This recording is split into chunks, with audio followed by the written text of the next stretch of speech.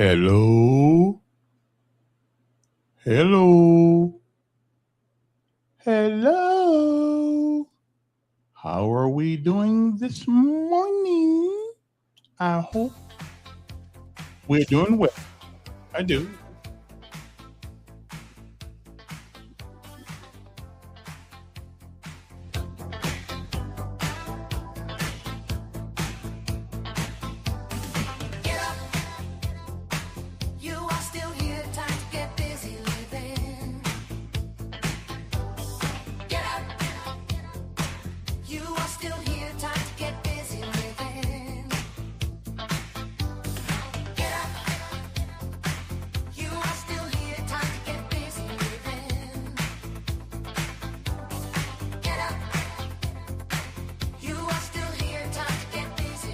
It's Friday. Yeah, not really, but it's my Friday. Good morning to you. Hope everybody's doing well. I had some things I was thinking about all night last night. I don't want to say today. I'm gonna say it this morning. Yeah, I'm gonna say it. It won't be something that everybody wants to hear, or and especially politicians like myself at the moment. We don't like hearing it. It's called truth.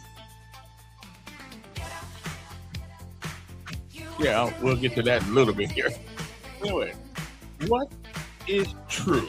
Anyway, good morning to you. It's time to rise and shine. First of all, before we do anything, let's tell you what the weatherman says today is going to be.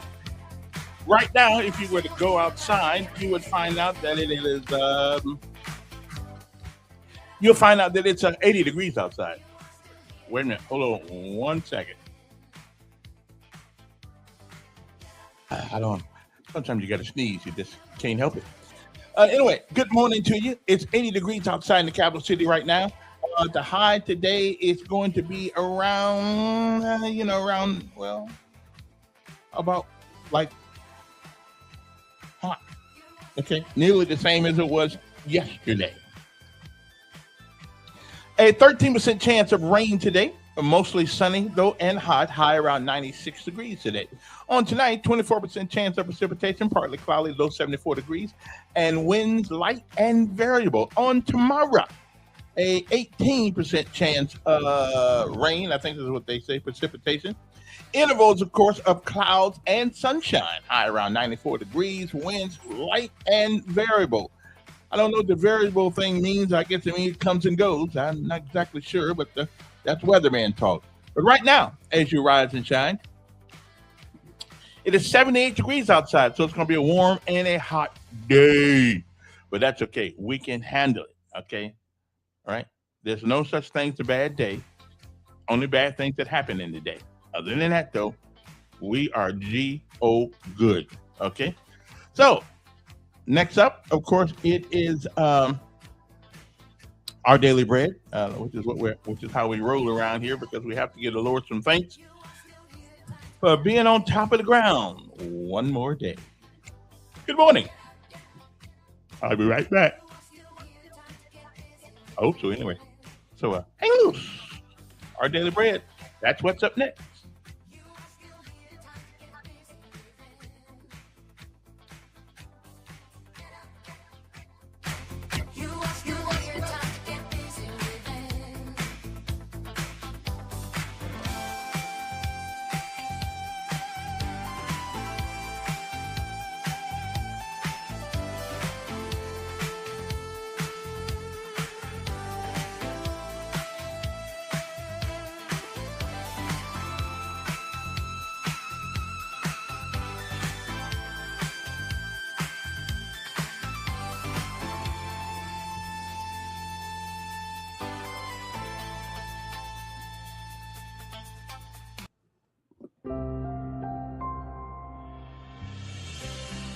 Welcome to today's encouragement from Our Daily Bread. Today's reading, titled Sharing Jesus, was written by Amy Boucher Pye. Shortly after Dwight Moody came to faith in Christ, the evangelist resolved not to let a day pass without sharing God's good news with at least one person. On busy days, he'd sometimes forget his resolution until late. One night, he was in bed before he remembered. As he stepped outside, he thought, "No one will be out in this pouring rain." Just then, he saw a man walking down the street. Moody rushed over and asked to stand under his umbrella to avoid the rain. When granted permission, he asked, "Have you any shelter in the time of storm? Could I tell you about Jesus?" Moody embodied a readiness to share how God saves us from the consequences of our sins. He obeyed God's instructions to the Israelites to proclaim his name and make known among the nations what he has done. Not only were God's people called to proclaim that his name is exalted, but they were also to share how he had become their salvation. Centuries later, our call remains to tell the wonders of Jesus becoming a man, dying on the cross, and rising again. Perhaps we heard about God's love when, as Moody did, someone left their comfort zone to talk with us about Jesus. And we, too, each in our own way, can let someone know about the one who saves.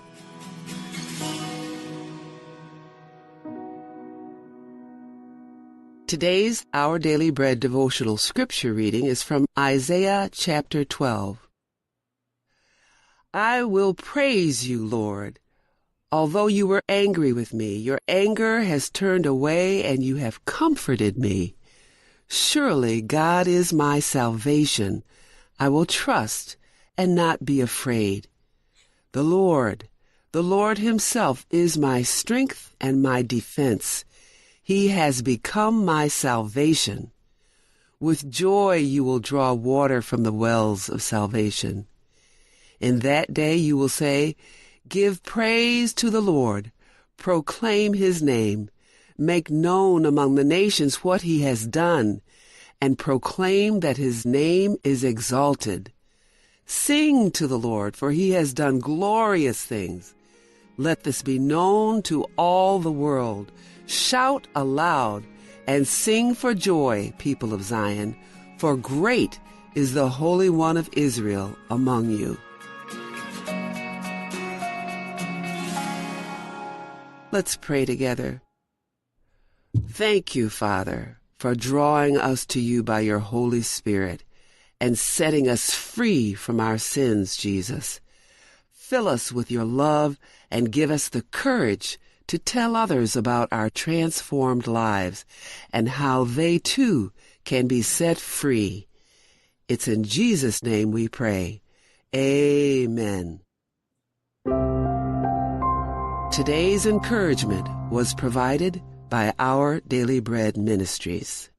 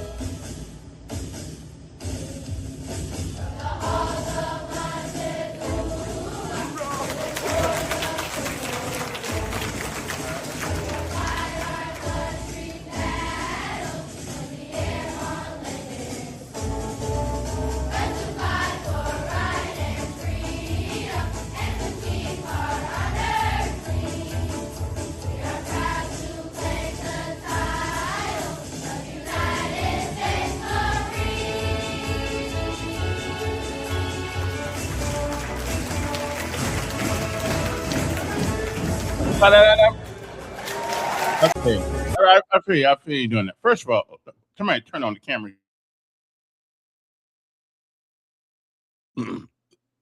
Sorry about that. First of all, let me congratulate my young man because he did something that I never would have done because I talked too much back in the day, and it never would have happened. Um, you know. Oh, let me get that out there. Okay. I mean, I had the wrong thing up there. Boy, I must be tired already. I had the wrong thing up there. But anyway, well, let me tell you about my sponsor here, and then we'll get on to my congratulatory um, thing to my son this morning. Anyway, don't forget our main sponsor is One Stop Wireless, Bill and Pay, and more on the corner of Atlanta Highway and Coliseum Boulevard. You can't beat them.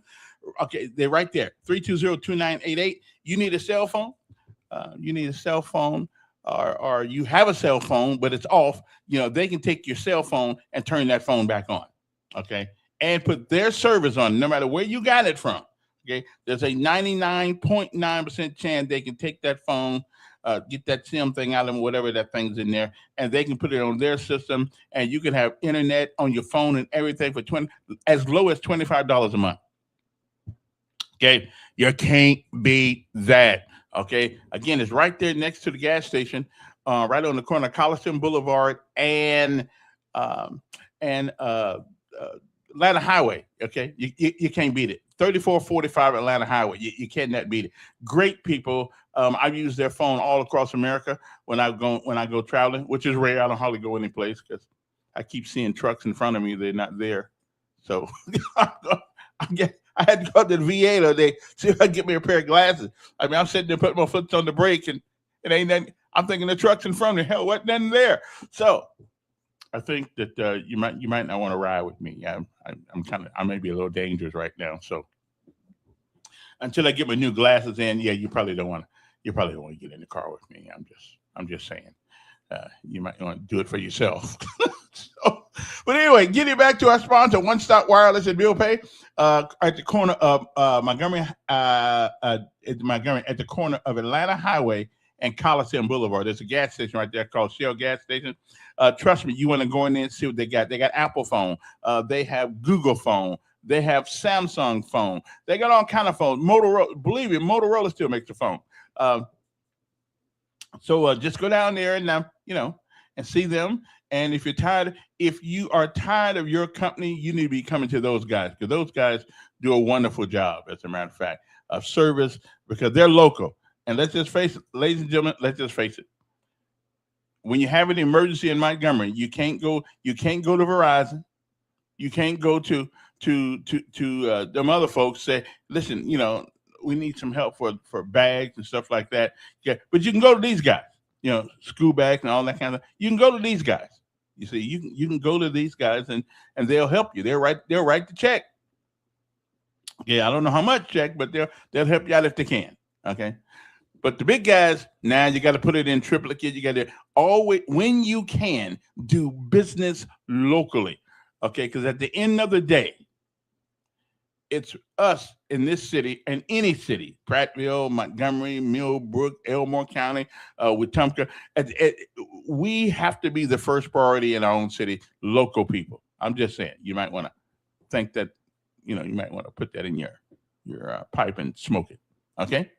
Anyway, good morning to you. Hope everything's doing okay with you this morning. Now, at 8 o'clock, Mr. Insler is supposed to come on and talk a little bit about data centers. Now, I have done some research in the last couple of days about data centers, and they are, if what I've learned is true, then I'm not necessarily that concerned as I was a couple of days ago with whether or not they are going to pass on that humongous power bill to the citizens of Montgomery or any city.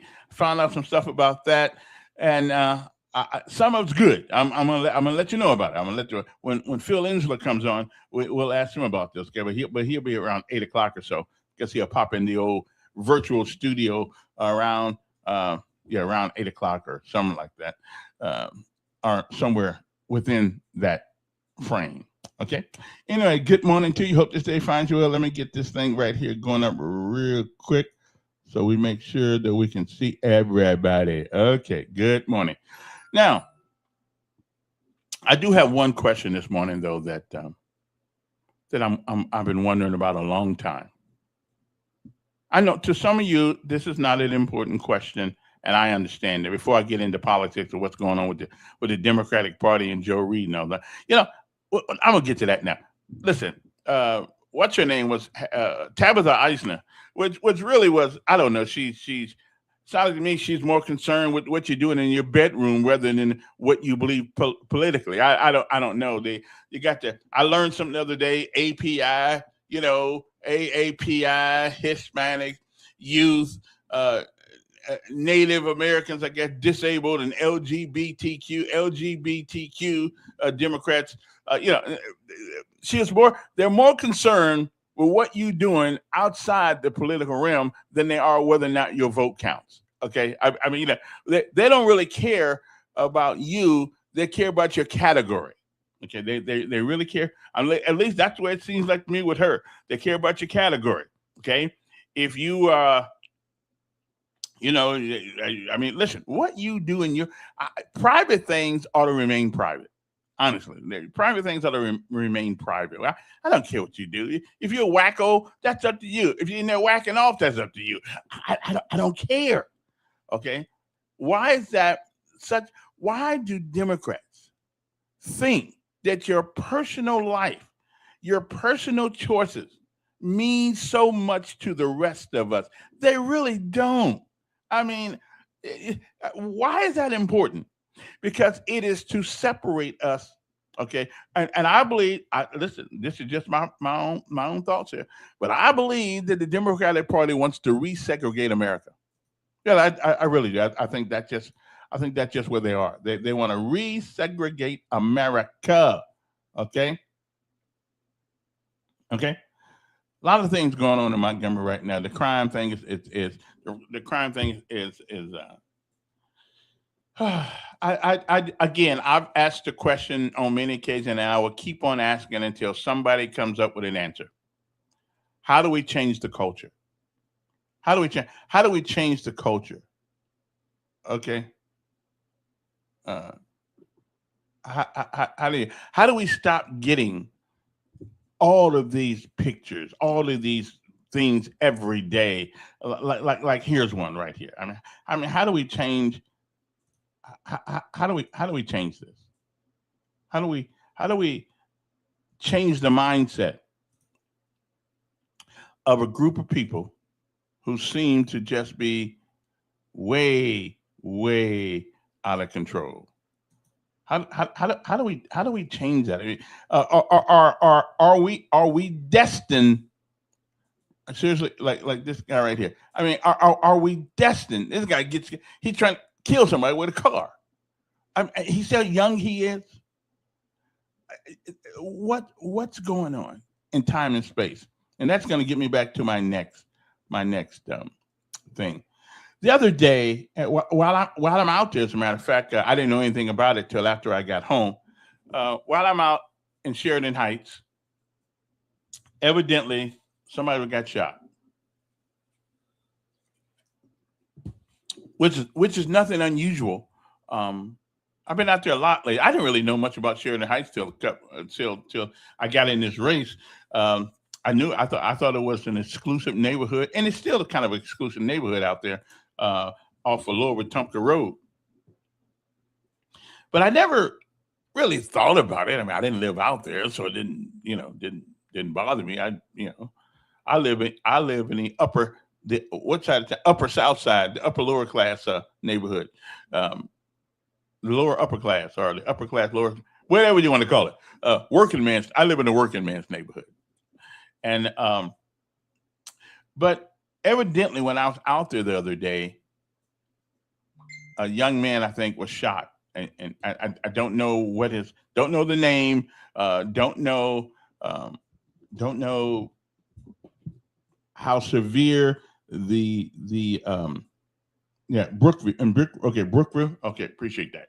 I don't know how severe his injuries were or anything like that, but let me tell you what peeved me off about people out there.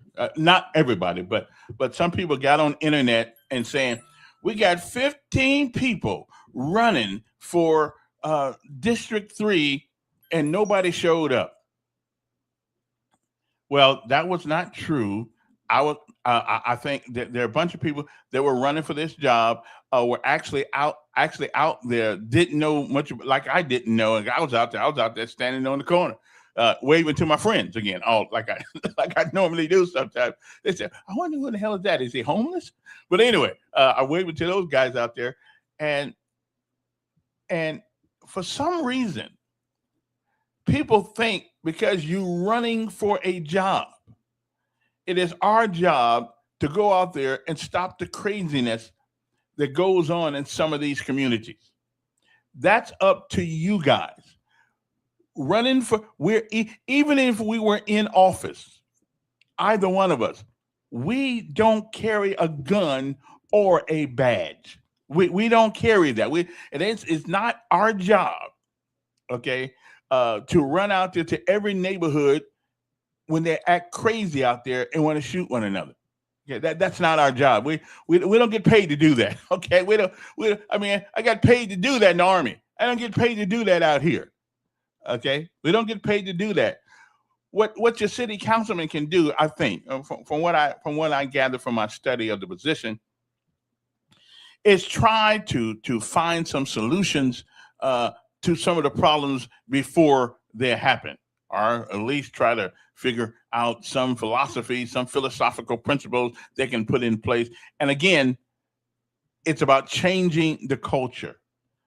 One person's not going to do it, but I was so irritated when people get all on Facebook.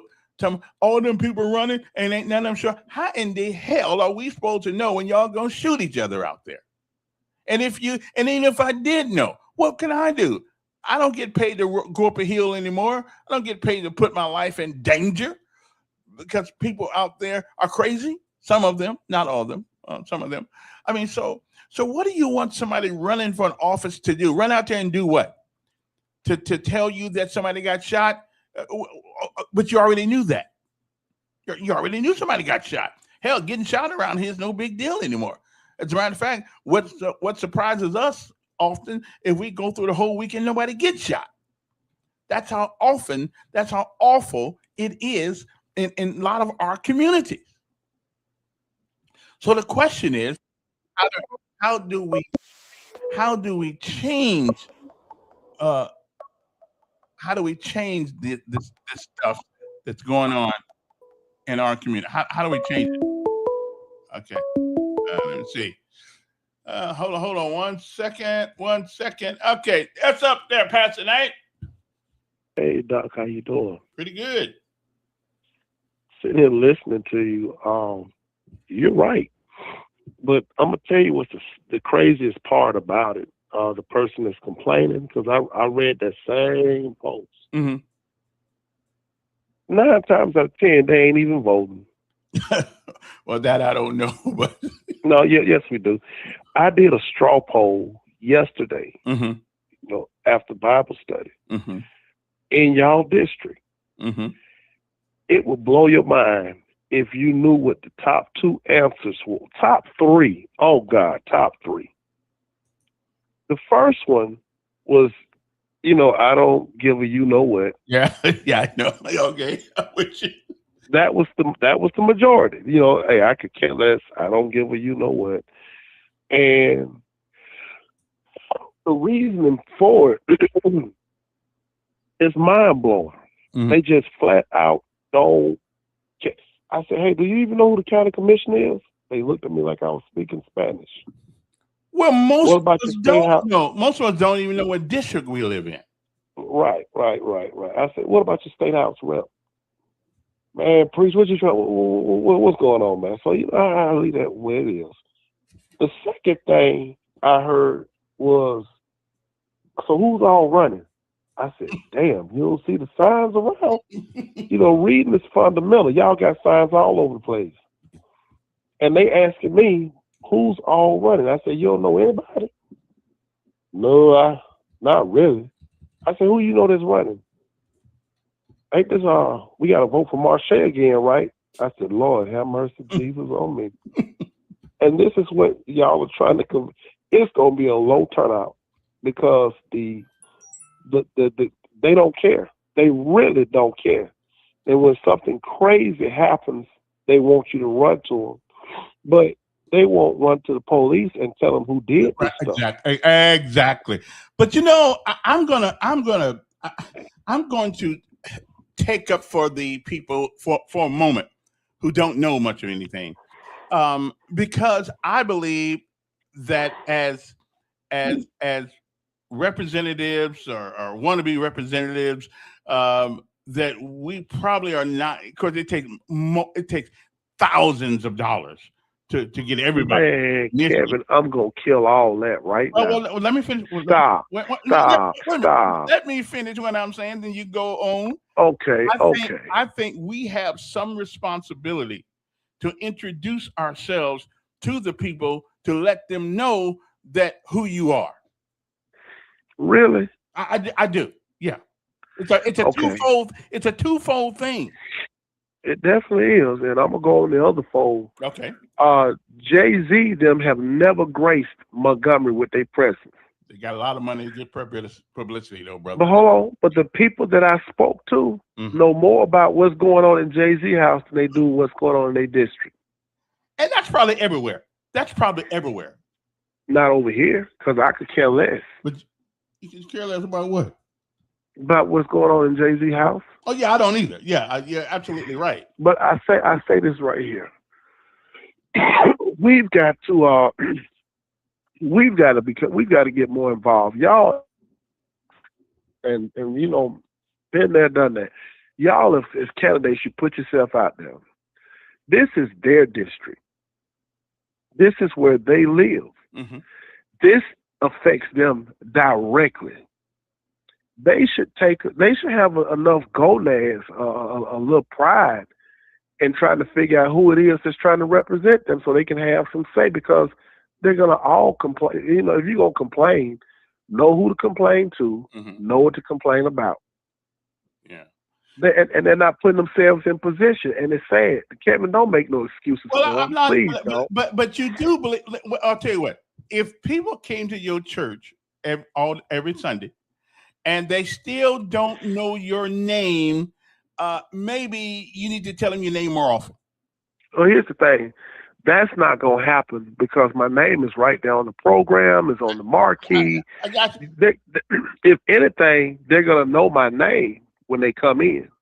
Now, it's going to take them a minute to learn the members, but they're going to know. They know exactly who the pastor is. Y'all take Christ off the cross and put the pastor on now. Right, but see, you make my point. They know your name because your name is on the program. Your name is on the marquee. Your name is, so they know. Well, all these people who are running for this office right now, again, listen, I'd never heard of them. A lot of them, they never heard of me until this whole thing. I never heard of, And so, and not because I'm ignorant, but because I had no reason to know who they were. When you factor in, and that could be a strong point, but you got to factor in something. They're not making an effort to find out. They're not, and that's everybody has access to the internet. We just gonna stop right there, because the WSFA, WAKA. I've read several people I've seen where several people have posted it, the list of candidates. It takes accountability and responsibility. They're doing everything but telling you who to vote for. But I could tell you who's running in the district, and I don't even live in District 3. Yeah. Well, and so if I can do it, and I don't live in the district, certainly those that that live in the district can do it. We got to get to a point, Kevin, I think people where we stop making excuses. And I hear, but whether it's an excuse or not, it's legitimate. it's kind of like fixing a car. You know, I don't know how to fix a car, but the minute my car breaks down, I wish I did. I mean, I don't worry about it because I take it to the shop and let somebody else fix it for me. You know why they don't worry about it, Kevin? Mm. It's because they don't care. Well, have we made them? Have we made a? Have we? They don't them care. In a position to care, because Doc, looking at they don't care. Well, they don't care. Well, listening to Eisner, I mean, to whatever her name is, Tabitha, she's more concerned about your race and your sexual activities than she is what your name is. I've heard, and I'm going in the opposite direction of her. And just come August the 8th, I'm going in the total opposite direction of almost everything she's talking about. But that's on the 8th. I'm talking about your race. You know, that we're gonna take care of that on the 8th, and we're gonna see how the chips fall. Mm. But it's sad, you know, to some point the constituents have got to do better. I'm not. You can't blame the people for running. That little article right there caught my attention because she was like, you know, we got all these people running, and right. What are they gonna do about that? You can't do nothing about that. Exactly. We can't. You guys ain't even. You guys are not even in office. Yeah, we got no power. And then notice what she left off. Mm-hmm. She didn't say nothing about her neighborhood association president. Who I've been trying to find out who it is. Out there. Shouldn't they be visible and know, and people should know who they are? Yeah, that because they're in a leadership position. Shouldn't they be reaching out to the candidates to come in? Yeah. This is why you would think. This is why I keep saying it's going to be a low turnout, and I see why the guys and the women gave me the answers yesterday. They gave me it was so sad that it was comical, and it was so comical that it was sad. And they were straight faced looking, you know, man, shoot. When is the election again? September the 1st? Yeah. But I'm still gonna say though, it's a 25-75 thing, because I do think now with all those signs out there at Brookview, Sheridan Heights, I mean, with all them signs out there, except my sign, I don't have a sign out there, but I got some. I just don't know nobody whose yard let me put it in. So I just carried it in the car. But all those signs out there, you would think people know something going on. Well, I'm gonna ask you this, and I'll slide off. I know you got a lot of people that you know want to call in. How many neighborhood associations are there in District 3? That I don't know. I looked at the whole thing yesterday because I couldn't even tell what district they were in. I mean, and they got a website, but nobody had a number. I tried to find people's number. Nobody had a way to be communicated. I couldn't find any numbers on the. If you go downtown, John Dow is in charge of the neighborhood something, and so I went on. Now they got them all out there. Are you talking about Bonds? Yeah, Bonds. I don't think he's in charge of Bonds anymore. They call it a neighborhood something. But you can go on the website and you can look at all the neighborhoods, and it'll tell you who it supposedly is, but there's no way to communicate with anybody. There's no number. Watch this. Yeah. KK Middleton reached out to all of y'all, right? Yeah, he did. Yeah, yes, he did. And he's not even in District 3, right? No, I don't know where he lives actually. He's not in District 3. Okay. If a man can reach out and get a hold of every candidate that's running in this race, why can't the neighborhood association presidents do the same? Now, I don't agree with the location, but I agree with his effort. He's trying to get y'all, trying to make people know who you are. And he don't even live in the district. Why aren't the neighborhood association presidents doing the same, and they live in the district? You don't have to answer it. You still need their vote. You don't have to answer it. You still need their vote. Well, I can say it because they don't care. Wait a minute. I can still tell the truth, vote or not. Again, I think it's probably. I mean, it takes a lot of money, and you know this. If you've never done this before, it is exhausting, and it don't take a lot of money to put a forum together. I can't go with that. The neighborhood association presidents, they have access to the community centers. One thing about me, I'm gonna cut the fat off this steak when you put it out there. They have access to the neighborhood. They have access to them community centers where they have their meetings. It wouldn't be nothing for them to invite you candidates in, and so they can, they can get to know you. Well, Give you about 5 I mean, minutes. they may be inviting some in. I'm just not sure that they haven't invited me, but I don't know. I mean, they hadn't invited any of y'all. Yeah, y'all went down there to Charles Lee and had kids asking y'all questions, kids that cannot vote, but that was a whole nother, thing. But that still gave them an opportunity, though, to partake of the process. I mean, so that was. I mean, so what? The kids are gonna hold your signs on election day? Well, again, I'm just asking because they definitely can't vote. Mm-hmm. Well, look, I done took up enough of your time, man. Look, thank you for taking my call. Yeah. This thing is going to be comical. I'm predicting about 600 people coming to the polls out of 22,000. Okay. Well, we'll see. All right, Doc. All right, appreciate it. Let me see. 7:43. Yes. My God, somebody say about me calling. Why would you give him an hour to talk with that boy? Now, why he ain't complaining about you, so what you complaining for? Because I sit here trying to get on with that. And it's like, okay, wait. Hey, on your data center thing. Yeah. What has Trump told them they can do? I don't know. Tell me. I mean, I don't know everything. What do you tell me? He's allowing them to generate their own power because the existing grid and everything will not accommodate the power that they're going to do. So they get to generate their own power, have their own generating place. Yeah, and as a matter of fact, there's a 60-month backlog on generators right now because of the power. Well, they're going to use a generator. No, they are. Come in with small nuclear stuff and stuff like that. Well, for the time being, this ain't like a generator at your house. I'm telling you what I know. Never mind. Well, there's a backlog. There's a backlog on generators because what's happening is that it is purported that they are going to use propane. Okay, and therefore, you're just so wrong. The amount of power they need is not going to be generated with like a small generator on propane. But let's move on. I didn't say nothing about small. I didn't say nothing about small generators. Can we move on? Can move on? Yeah, you talked about the culture. You talked about the culture, right? Yeah. And you said a group of people.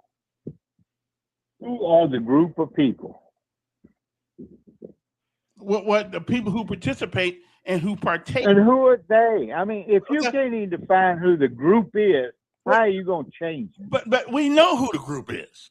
Well, say it. See if it'll come out your mouth. But we already know. Say it. You can't even put it out your mouth. Why? I say it all the time. Say it right now. But I don't. Again, they ain't listening.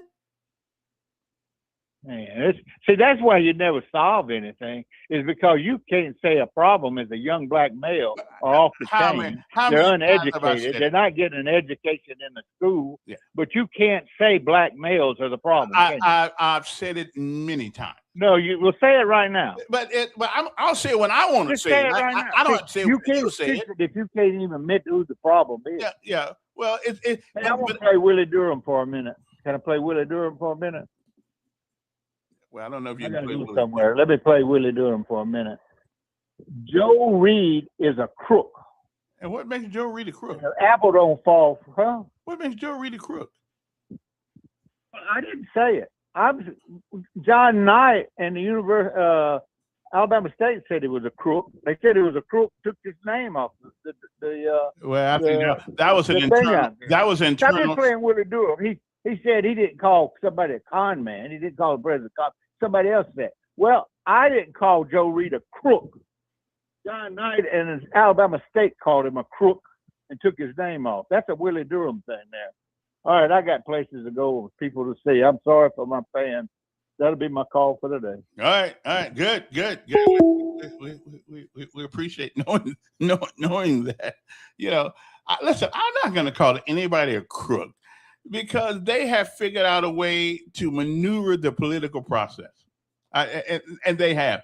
I don't get upset about the yellow ballot. Listen, if you want to get somebody elected and you use whatever means that are legal and that are ethical in order to do it, so do it. Don't get mad at everybody else. Now, when I first got here, I got on the bandwagon with everybody else against the yellow ballot, but I'm really not against it. Listen, if you're paying for those ballots and you are trying to make sure that your people get elected, then doggone it, let the other side put a blue ballot out, whatever the case may be. It's called enterprising. It is the American way of life. So I don't have a problem with that. Matter of fact, most of us wish we could have that kind of influence on other people. That's called leadership. We don't have, a lot of us don't have that kind of influence. Hell, I don't. I got a hard, when I go out to Sheridan Heights and all these places, hell, don't nobody know me. So but I make myself known to a few people out there when I go out there. But there are many other places in town you got to go. Can't stay out there in Sheridan Heights all day long. Although I did a couple of days ago, just looking around and talking to people. But again, I was merely talking about the lady who on the internet complaining about the people who are running didn't come out there. We didn't run out there after somebody shot somebody. There's nothing we can do. Not a thing except get shot ourselves. Okay, there's nothing we can do. Even if you're on the city council, there's nothing you can do about people shooting one another. Not a thing. Not a living soul can do anything. Once the round leaves the gun, the only person that can stop it from hitting this direction is God Almighty. Okay, we can't. A mortal human being like I am. Nothing I can do except try to stay the hell out of the way. Okay, let the police do their job. Call the police, not the city councilman. Call him after it's all said and done. See if he can do something about it. Give you some more patrols out there. Do something like that. But we can't get more patrols anywhere right now because we don't have the manpower to do it. So call the mayor's office. What's going on, Simpler? Well, Mayor, you would be known if you would just apply and get voted into the club.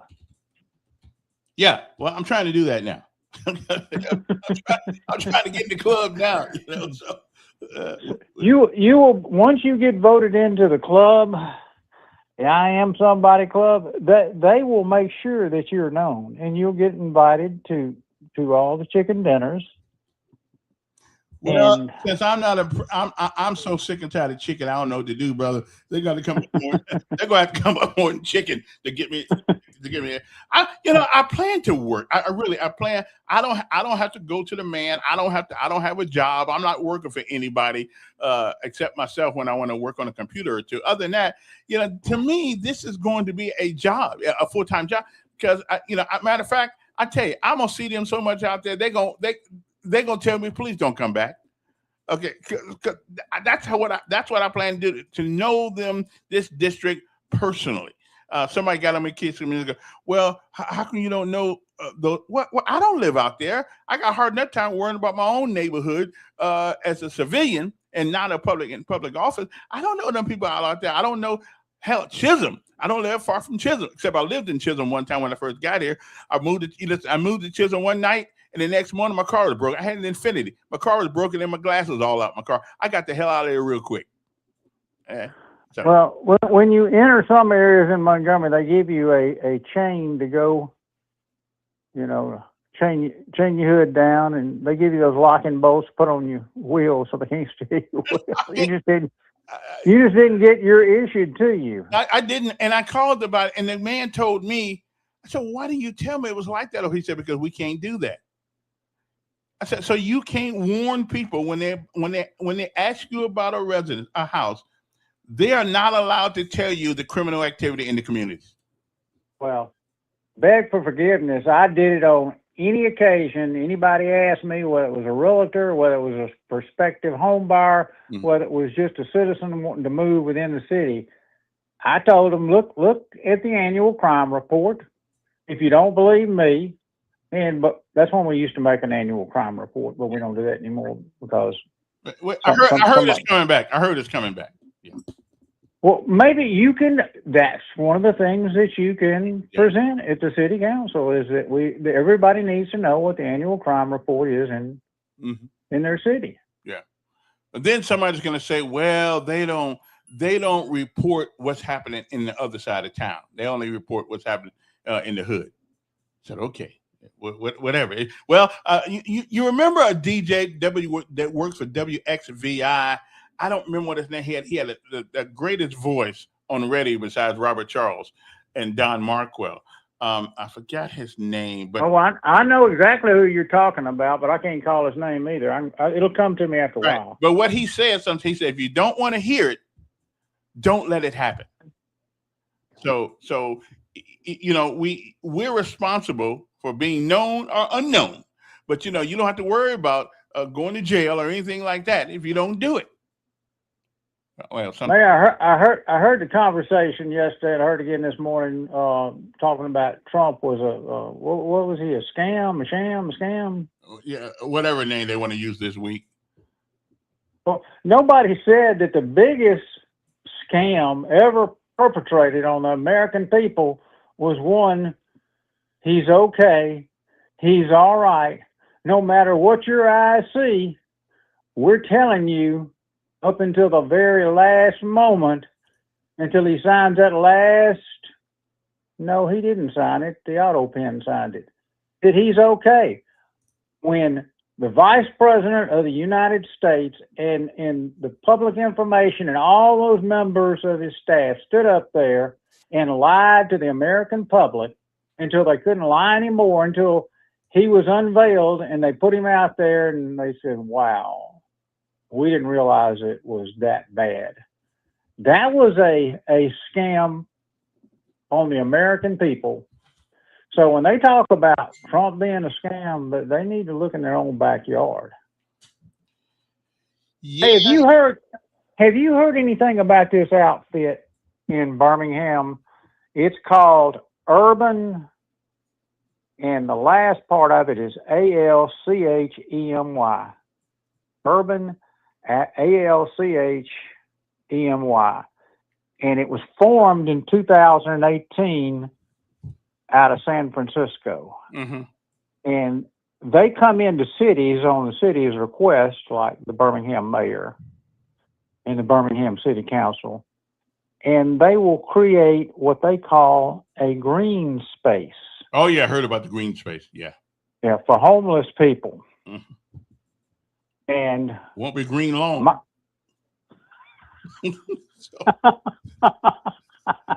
They may have the same issue that you got with your dog issue. Yeah. So it won't be green too long. I'm just going to tell you that much. Well, listen, when you get on the city council, now listen out for this outfit. They come in and they want to show a city what to do with their homeless and create an area for them. See, history always repeats itself. This is what happened in Los Angeles back in the 20s and 30s. They created a one block area called Skid Row. Oh yeah, they did. And that was where all the homeless people were supposed to stay and not be in the public days, Well, let me ask you, what was the name of that organization that came to Montgomery a couple years ago? And we gave them close to $1 million because they were supposed to help us with crime. What do you remember the name? And I said to myself, nowhere in hell, coming from St. Louis, they're going to come to Montgomery and help us with crime when we can't even help ourselves. Remember, and the mayor and them gave them all this money, and the city council did too. All this money. I've got it, and I'll text it to you later. I can't recall it right now. But see, this is what these blue cities, these blue mayors are doing. And this is where you know, they don't come here for free. And there are plenty of people in UAB in Birmingham. There's plenty of universities up there that can get, but they've got to do this. This is what they do. They go find these liberal, left-wing organizations, socialist organizations, and bring them into the city and pay them, and then they're gone. But please, when you're on the city council, listen out for this urban ALCHEMY out of San Francisco. They'll be coming to Montgomery. They're charlatans, and they're wanting money, and we're ripe for picking. Yep. Have a good day, Mayor. I appreciate it. Matter of fact, evidently the mayor of the city of Montgomery has I guess there's a disagreement with the FOP, Fraternal Order of Police, at least 1819. Why is 1819 news infatuated with Montgomery? I ain't mad at him, but why did he? Why did we? Why is there such a big deal? Why they coming down here? I mean, I ain't mad at them, but they got a lot of cities in Alabama. Okay, Everett Johnson wrote an article, and I'll get to that in a second. Yes, Duke. How you doing, Mr. Kevin? I'm doing fine. I hear several days slobbering all over Trump, slobbering and carrying on behind, talking about what Trump. If somebody says something about Trump, y'all feelings get hurt. Kevin, are you aware that Trump approval rating is at 34%? I don't care about that. I really don't. In the history of the country. This is Montgomery. I don't care. I mean, see, there you are, right? You worse than Steve. See, I just talk about your cult leader, can We're talking about Montgomery. Don't get mad, because this damn thing is at 34%. Call me back. I'm not talking about. I'm trying to talk about Alabama. I don't care what goes on in Washington, D.C. You can't change it. I can't change it. Only thing we can do is go vote, hope to change something at some point. But y'all got this Trump deranged syndrome on your brain. You know, Anyway, sure wasn't the administration really recently at a meeting with who knows. But anyway, Everett Johnson. Now, you want to stick to one particular issue, we can talk about it. I don't want to hear anything about what Trump is doing in Washington, D.C. We got problems right here. Hey, Kevin, didn't you and Steve just discuss Trump a little bit? He did. I didn't. But you let him do it, right? Because you have a derangement. You won't be quiet. Let nobody else have a conversation with you. Hey, Kevin, I simply said that his approval rate is at 34%, and you just went all over me and just cut me off. I don't care. It should matter. Why? I mean, this man he done a piss poor job for this country, man. Well, see, 34 out of 100. That means 34%, man. Right. He's done a piss poor job, Kevin. Why don't we talk about that other? But to you right now, okay, let's stick to the local stuff then. Yeah, I heard Pastor talking to you earlier about people don't know you guys, don't know who you are. That's everybody. I know some people. So how you gonna separate yourself from the others, Kevin? I'm already separated. My thinking process is a hell of a lot different than most people. Well, what give us something to think about then. Give us something to the listeners to make us feel that you're going to help these individuals in that area.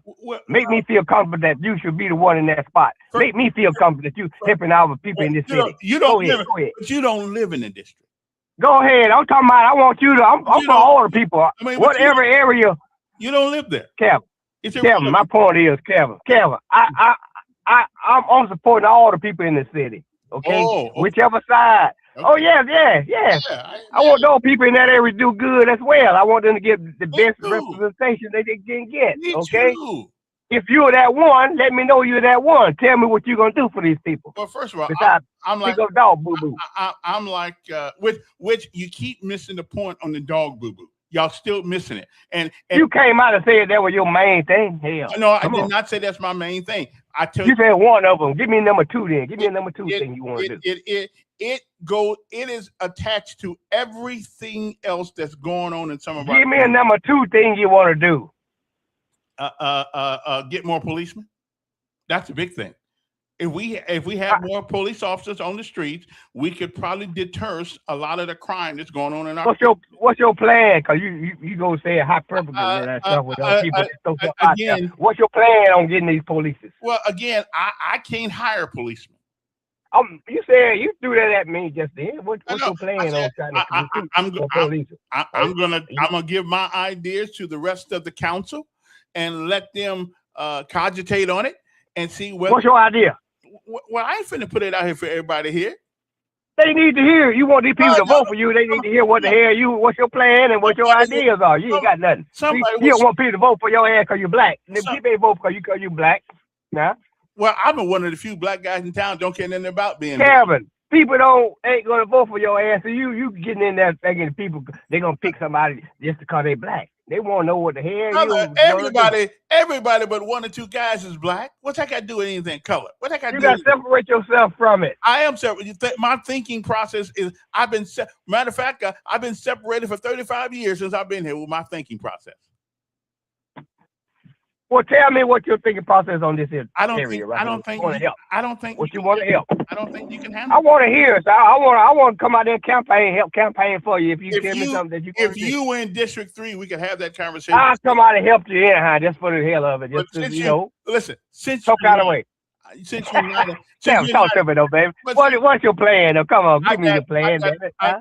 I don't have a plan. I have a process. I have a process. Boy. Let me find something to do, boy. Cause let me ask you. Bye, man. Bye, Kevin. Let me ask you a question. Talk to me. Let me ask you a question. Go ahead. How long you been in Montgomery? I've been here. I moved here in '86. Okay, so how many years is that? I've been here 40 years. You've been here 40 years. Me, I've been here for 35. I've listened to every city council race in the last 35 years. I've talked to every mayor, and I've talked to every last one on the city council. The only person that's running that has done that. I've been in communication with everybody. So that was my job. So now let me ask you. What's your point, though? Wait. I'm getting to it. So after you've been here for 40 years, all of a sudden, have you voted in all these 40 years? Yes, sir. Okay. So you've been voting for all these 40 years and all this stuff. Did you ask them what their plan was? Yes. Really? And what did one of them say their plan was? Well, to make sure that the people grass being cut in the area, because some places don't cut the people grass like they should, and things like that. I asked questions. So they didn't promise. I asked these people. Okay, like I'm asking you, Kevin. Okay. I asked you what was your plan. If I lived in your area, I call your ass every day. What's your plan, Kevin? What you gonna do if I vote for you? And I'm trying to get my vote. And I will tell you the same thing that you know what I'm saying. I'm not one of the what they want to call what Trump called the blacks that are. See, you don't want a conversation. You want an intimidation. Okay. If you sit here and let Steve and Curmudgeon run their mouth on all this stuff, okay? But then say what the hell they want to say, and you don't interrupt them at all. But when I come on, you want to insert every little thing, every little word I say. You want to try to attack it. At least I do get a chance to have a conversation. Go ahead. Talk. Tell me what you're gonna do. I'm gonna be quiet. I'm gonna be quiet for 5 seconds. For 40 years. You voted for people in the city council, mayors, and all that stuff, and we are not. We're in worse shape now, at least from our community standpoint, than we were when I got here. I got here in '91, and you know what? It's a different place from '91 now. But so why are you worried about me and you didn't worry about them? Because I know you, and I've been listening to you for years, and you played this conservative role. You played this conservative role. I want to try and see what you're going to do for these poor black people in this area. I have never said I was conservative. I said I'm a moderate that leans right. Well, that's close enough. Damn it, you all look. See you later, man. See you later. Okay. And see you later. Okay. Whew. This is not a broad cut of Medicare funding. Trump is not ending subsidies for Medicare overall. Okay, well, I don't really worry about Medicare too much. I don't get it. Well, I mean, they gave me a card. When you hit 65, you get the card, but I ain't never used it. I ain't never even took the card out of my my wallet, just in case. So again, we vote for lots of people. For 40 years, he didn't vote it. Evidently, he didn't ask the other people what their plan was. Okay, I guess he didn't ask what the plan was. You know, Ralph Featherstone was the guy, and he always had a saying: if you don't want to hear it, don't let it happen. Okay, and I totally agree with what it's saying. He's the only person I ever heard say that. Okay, then let me see what else is going on. A few people you thought listened to you on 1440. Fewer people than you. Well, a talk radio has never been a talk radio is for more the intellectual people. Just to tell the truth, it's more for the intellectual people and the thinkers. It's not for folks who want to shake their butt and go get barbecues all the time. That's not what it's about. It was about information. And as you can see, what we lack in our community is information. Okay, so you're absolutely right. I was never under the impression that I knew once I got in that business that especially black folks don't listen to talk radio. They just don't. They listen to gospel and gospel music and the blues, which I like some of the blues too, as a matter of fact. But my main listening pleasure was listening to talk radio and getting free information. And think about it. We got people with PhDs, master's degrees, giving us the benefit of all their knowledge for free on talk radio. Okay. And that's how I learned a lot of things. And here's another thing. Since I started listening to talk radio, I never reached in my pocket and was broke. Never. Because information is the bloodline to living in this country. It is the thing that you need to do anything. It's information. Okay, I've never been broke since I've been here. Listening to talk radio.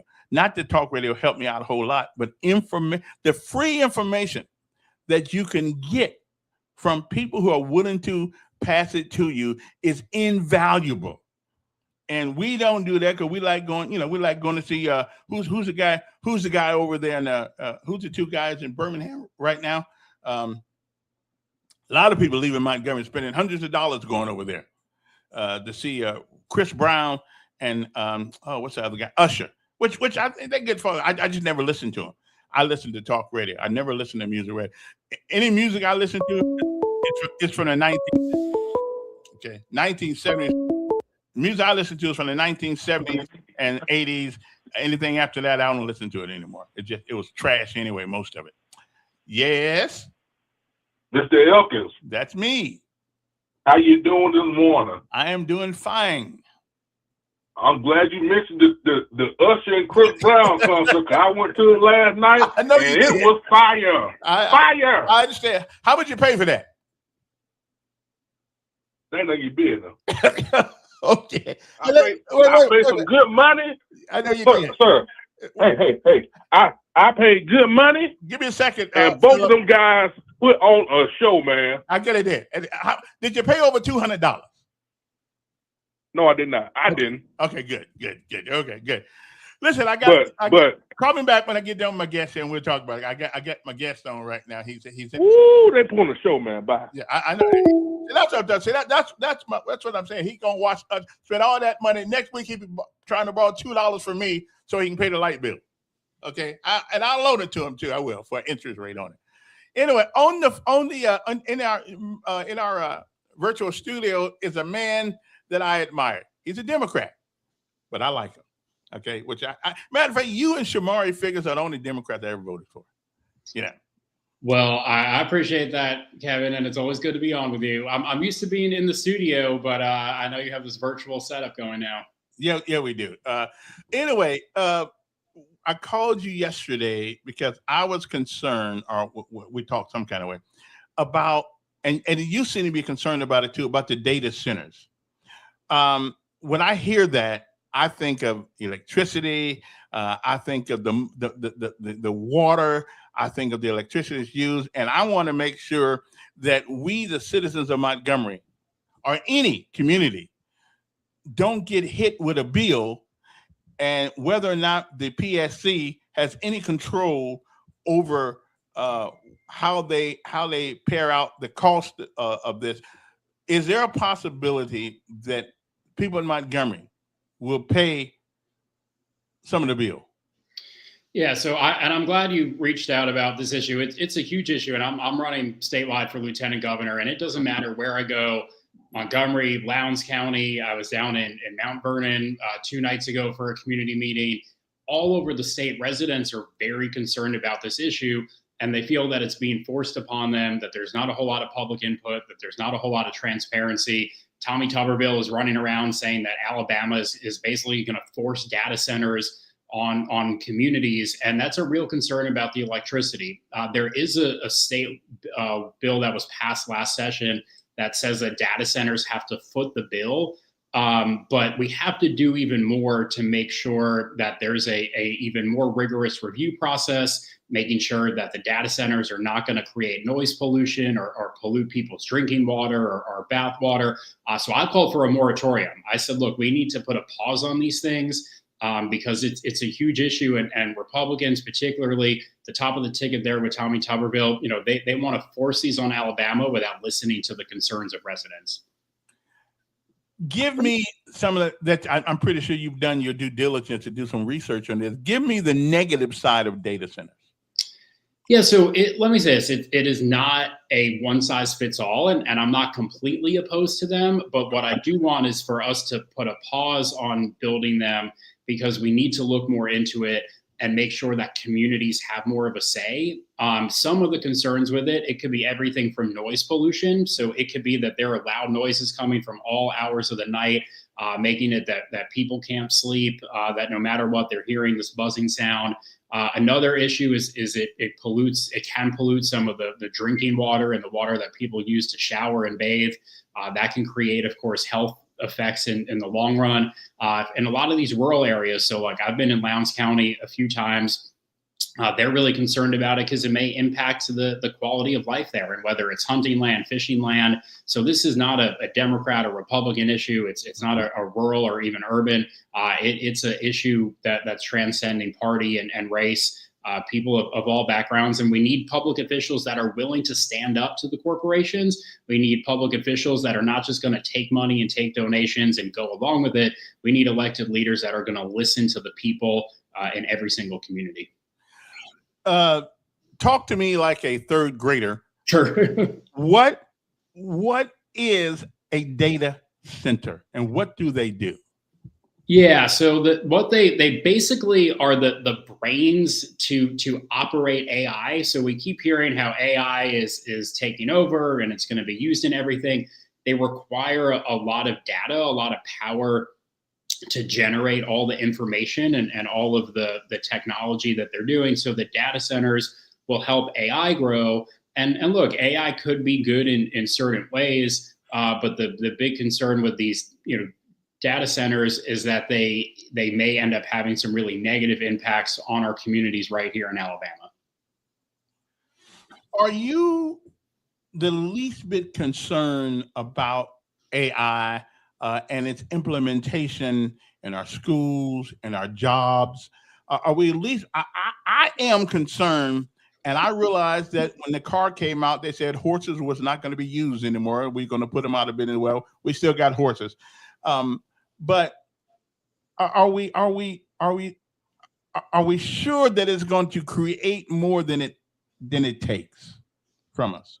Yeah, and I think like any technology, there are pros and cons. So look, a few years ago, we probably couldn't have done this right. podcast virtually. So there are benefits to technology, but I am concerned that with AI, that there are people that are going to lose their jobs. There are people that are working really hard and will be out of work because of AI. And what we need to do is make sure that we're training them, that we're providing them with the skills, how to learn another trade, how to learn another profession, maybe how to utilize AI. If they know how to use it well, they can implement it in other future jobs. So there are pros and cons, but I think the most important is that we don't let the rich and powerful just benefit off of this while the average working person suffers. We have to make sure that your working person, families that are trying to make ends meet, that they reap the benefits as well from AI, because some of these companies, they're just going to run off and make hundreds of millions of dollars. They don't care what happens to people here in Alabama. They don't care if they lose their jobs.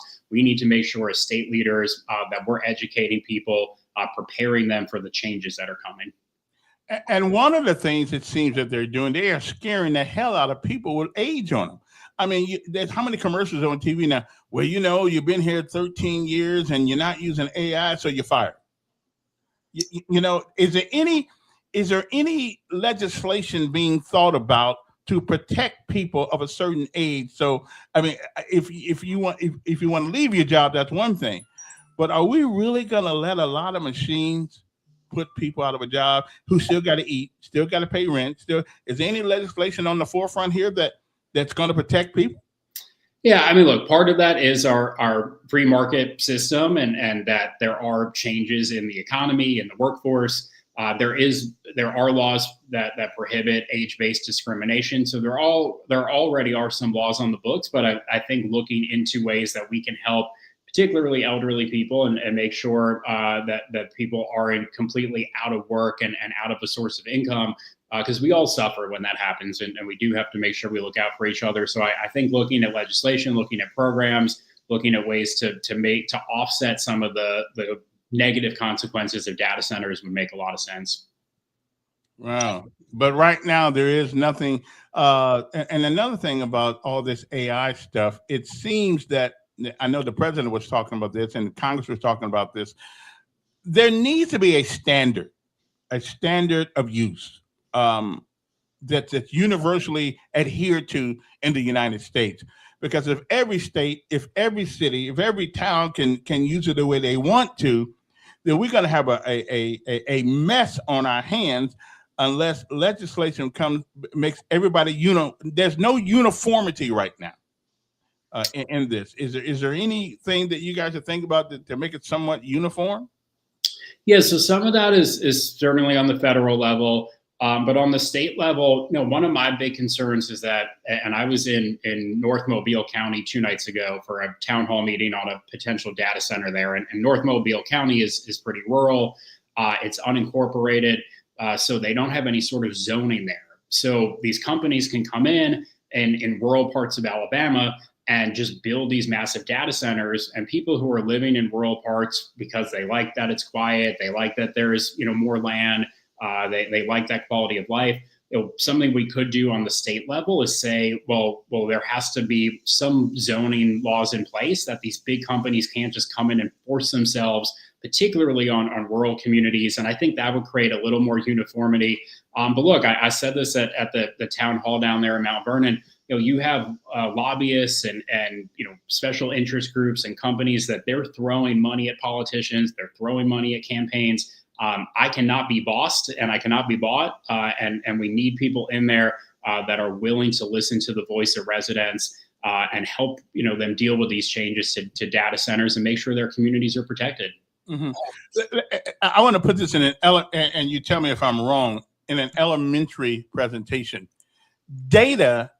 If you have a credit card and you go into a restaurant and you use that credit card, that data goes someplace, not just in the credit card business.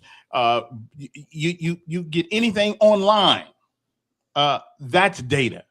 So it's my understanding that these data centers are the places where all this information somewhere out there in virtual world, all that information is gathered and kept.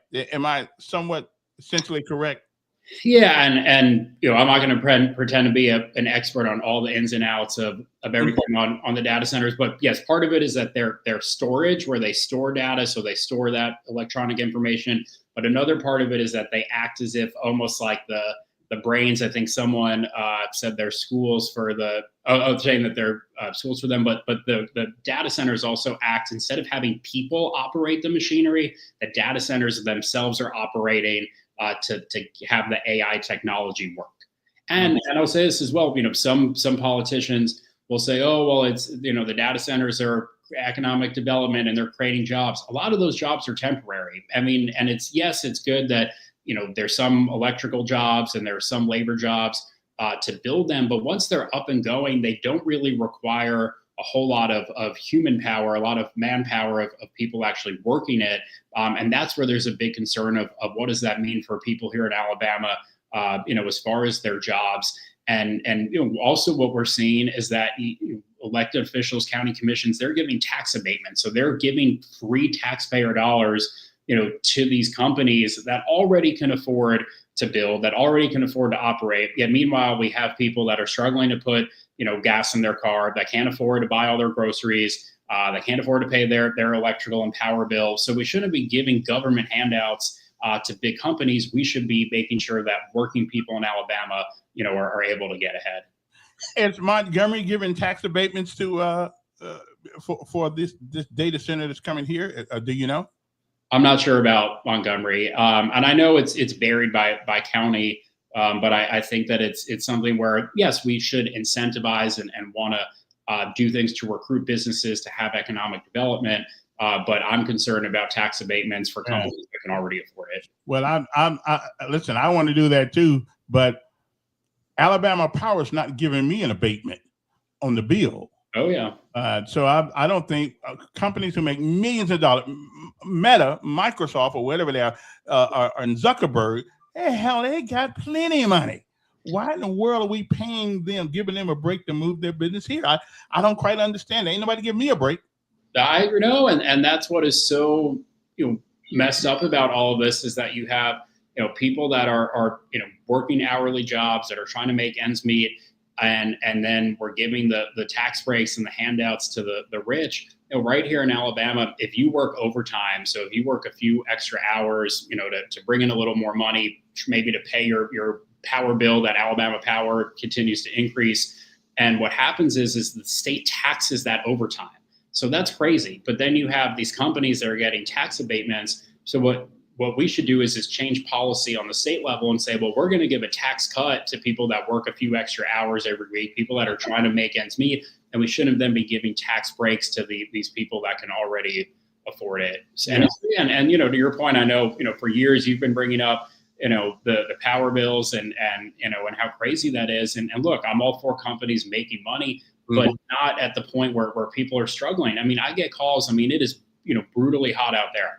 I mean, I get calls from constituents and people that say to them, well, they're like, that can't afford to keep their AC running because it's going to be too expensive. And you have elderly people that are home, and that's a real health concern. And we need to prioritize, people's health and their well-being, over, big profits and things that are hurting people.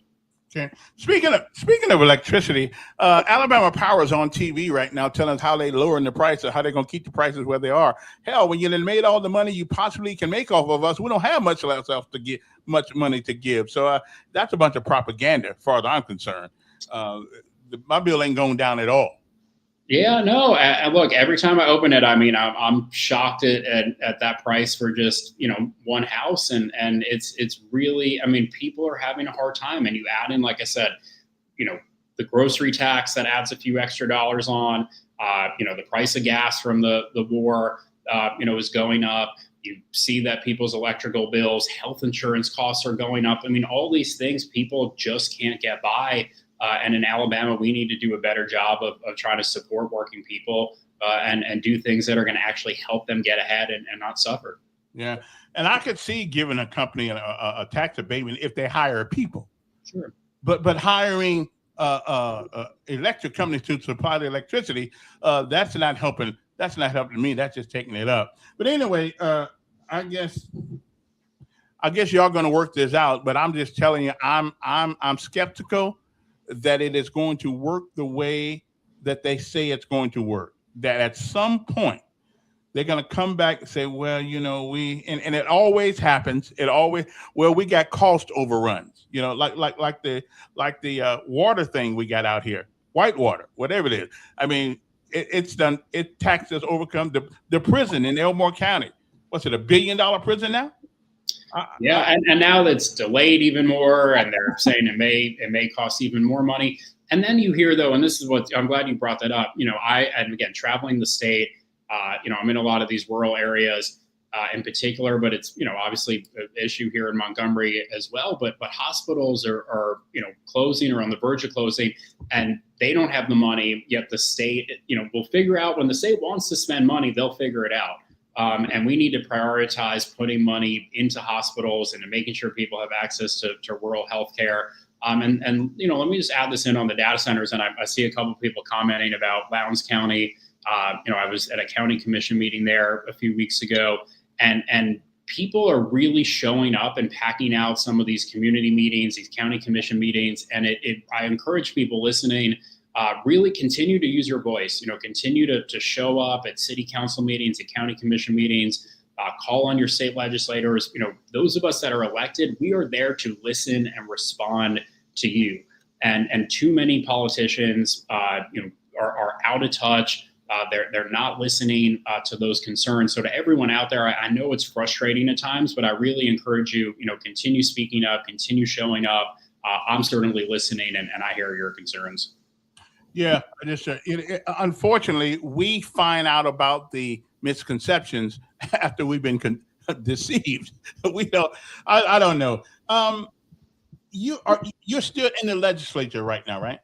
Technically, yes. My term is until November, but the legislature is not in session right now. Right. I wish we were back for a special session because we have a whole lot to do. We could, pass a lottery bill. We could expand Medicaid, keep hospitals open. We could do, put a moratorium on data centers. There's a whole lot we can do if we were in session. So I wish we were, but it seems like that in Montgomery, the focus often is on elections and campaigns and not enough on governing and doing for the people.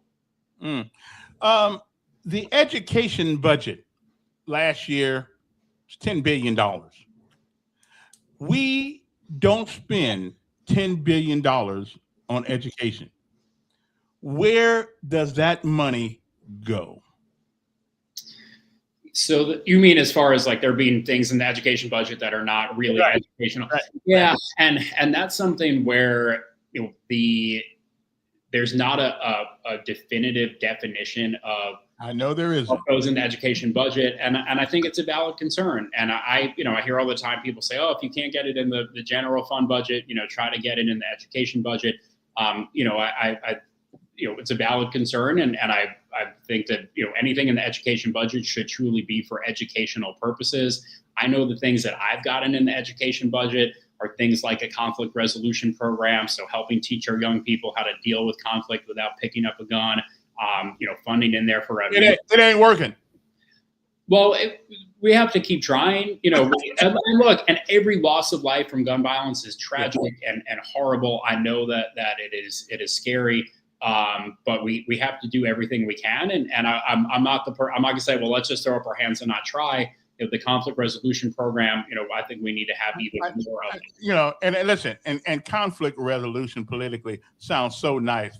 But the truth of the matter is, as long as there have been human beings on God's green earth, they have fought each other. We're not going to change that. Kids have always fought. They always will fight. I don't know if all these programs we putting all this money into, a good paddle, though, would help some of them. Let me say this about right. It is human nature. There's always going to be physical and people are going to fight. But if we can get a young person to say, hey, instead of picking up a gun, maybe I'm going to take it out with a fist fight, or maybe, instead of picking up a gun and doing it, I'm going to, go, take it out verbally. I mean, and that's what we mean by conflict resolution, of saying, hey, at least deal with it in a way that you're not going to pick up a gun. And I would say this, that if we can save one life, if we can stop one shooting, look, I taught it, this at Lee High School. I've lost 14 of my former students in the last 14 years to gun violence. If we can save one life, if we can stop one shooting, I mean, that is and I agree with you. I agree that, but the fact of the matter is, though, it's still going to go on. But I hear you. I hear. Because if it's my child to get shot or something like that, yeah, I'm going to be hurt forever in my heart, and I don't want that. I mean, we've had in Montgomery recently, though, we've had people shot in their home, not being outside, not going anyplace, not fighting anybody, just at home. Is there any way? Listen, I Second Amendment's cool with me. I made a living carrying a gun for a while. I got that part. But this walk around Montgomery with a rifle in your hand, this just no need for anybody to know that you carrying a concealed weapon. Not even law enforcement don't know. Are we really trying to lower the population in Alabama with these stupid laws where people can walk around crazy with guns and nobody knows they got them? Is that what we're trying to do? Right. And Kevin, about 5 years ago, the state legislature, they ignored the law enforcement, they ignored the sheriffs, they ignored police chiefs, and they did away with permits to carry a gun. And ever since that, the city of Montgomery has tried to pass reasonable public safety ordinances. They've tried to do things at the legislature. Those of us in the Montgomery delegation, and Representative Hassel and I in particular, have really tried to have some reasonable public safety laws around this. And then you have politicians that are afraid to do it. And they say that, well, they're afraid of getting a bad rating from a special interest group. And they're concerned about that and not concerned about, saving lives. They're not concerned about, helping law enforcement. At the end of the day, this is about trying to do things. And I say this all the time. Laws cannot stop every act of gun violence. It cannot stop every crime. But if you have a combination of parents, raising their children well, you have the role of the church and religion and faith. You have good community groups and mentors, but then also, those of us in elected office passing reasonable things. And as lieutenant governor, something I would really advocate for is allowing cities like Montgomery to do more of what is best for them. Right now, anytime Montgomery wants to try to do something reasonable, the state says, no, you can't do it. Because we don't have home rule. Right. One couple of questions. I know you're busy. Ammunition. The Constitution mentions nothing about ammunition. So it seemed to me that we could put one hell of a tax on it. And to make you, if you want to buy it, you're going to have to really want to buy it real bad. Why not do something like that? Yeah, so let me skip some insight on the mindset at the legislature. We had a bill last session that passed and became law that creates a tax holiday for people to buy guns and ammunition. And that tax comes out of the education budget. So instead of helping fund, make sure that our children are able to, eat breakfast and, have a, textbook and, have the best quality education, we're taking money out of the education budget so people can buy more ammunition. That's the mindset at the legislature. And that's why we need change. That's why we need people. Why don't we ever, why doesn't people like you who concerned, but why don't we ever hear about it? I didn't know that. Why don't somebody ought to be on channel 12, channel 8. I'm looking, and some of us got up and fought against that at the legislature. There are so many bad bills and things that come up every day. Look, coming on your show was certainly a way to educate people. I use social media to try to keep people informed as well. But we have to continue to get the word out. And not pass these kind of backwards policies. Okay. One more question. I know you're busy. Dads, fathers, of a lot of our kids, especially our young males, they're not fatherless because every child has a father, but they're dadless. Why don't we do more to punish men who don't take care of their kids? Seriously, there needs to be a consequence. And because those kids grow up to be young adults, those young adults grow up to be, those adolescents, the adolescents grow up to be young adults, and that 5,500 bed prison in Elmore County is going to be populated with mostly a group of people that I'm familiar with. Why don't we do something legislatively to punish a dad who won't take care of his child? Yeah. So, one, I think it's hard to legislate morality, and it's hard to legislate forcing people to do the right thing in that sense. But what I would say is that it could have the unintended consequence is that if you end up punishing a father for being absent and throw him in jail, well, then it's even harder for that father to be present and be in his child's life. So I don't know that criminalizing and throwing men in jail for not being involved in their children's lives. I mean, that's going to make it that they're. Well, they're not in their lives now. So we need to do something. We do have to do something about that. And I think, the best ways to do that are, through clergy and faith and through encouraging people, with community leaders need to step up. Even they're doing a great job, but need to do even more of continuing to encourage that. But it's something as a society we have to do better at. We have to encourage it. I don't know that criminalizing it though. It is. Wait a minute. It is criminal to have kids and don't take care of them, don't discipline. That is criminal.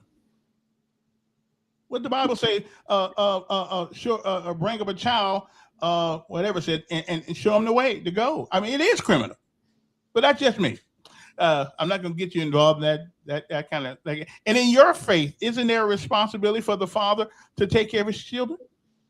Absolutely, no. And I think from a faith standpoint, absolutely. I mean, I think the question though is, should the government get involved in trying to force that or penalize people?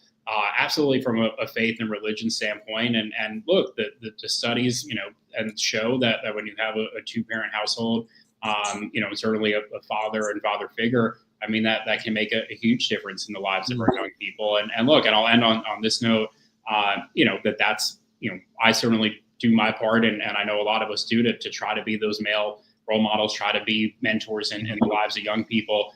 That does not change. Look, my dad and I, he was the person in my life I admire most. He passed 3 years ago. I miss him tremendously every day. Nothing can replace your actual father, but certainly having mentors can make a difference as well.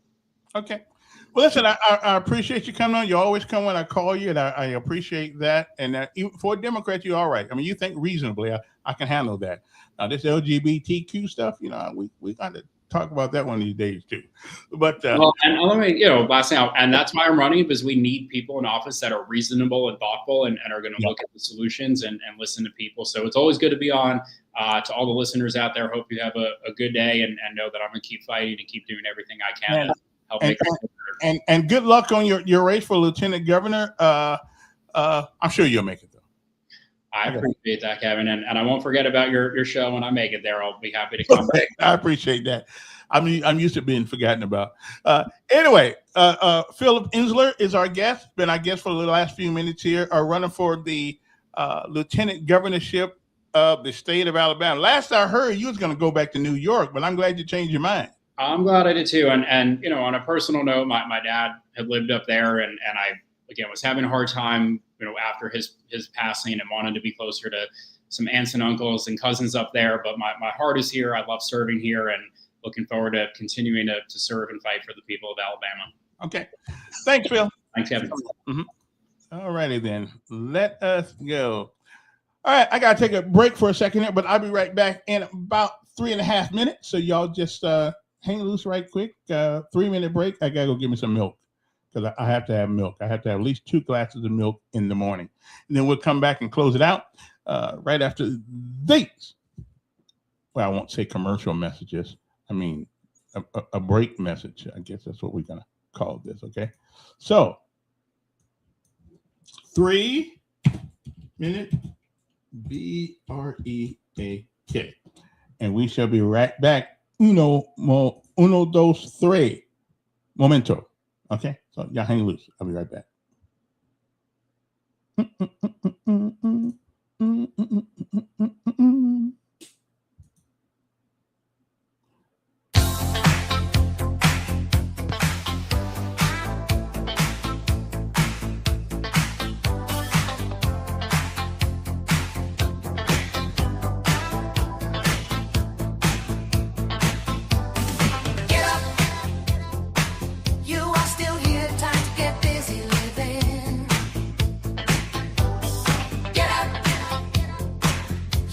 Still